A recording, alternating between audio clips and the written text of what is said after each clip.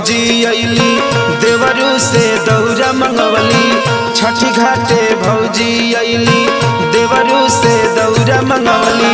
सजल बाट सच्चा दरबार हे छठी मैया सगरो भइल बा गुलजार।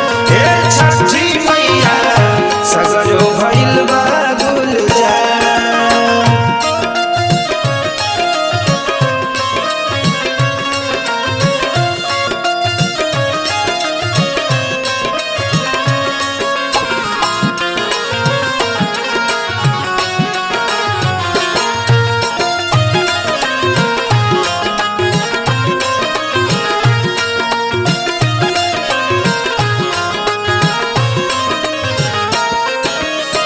नरियल के रास सुपाली सजवली।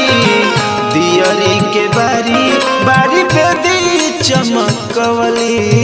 दियरी के बारी बारी पे दी चमकवली। नरियल के रास सुपाली सजवली। दियरी के बारी बारी पे दी चमकवली। हाथ जोड़ी गोहरावतारी तिवई बोलावतारी। हाथ जोड़ी गोहरावतारी तिवई बोलावतारी। सुनिली नरजी हमार ए छठी मैया सगरो भइल बा गुलजार। ए छठी मैया सगरो भइल बा गुलजार।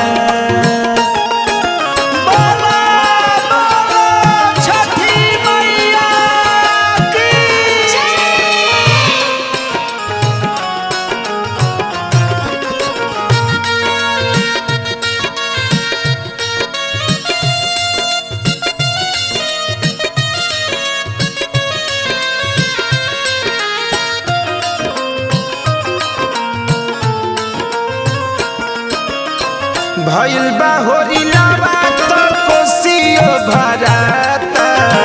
विदेशी मुलायम के भजन गवाता। विदेशी मुलायम के भजन गवाता। भइल बा होरिलावा तो कोसियो भराता।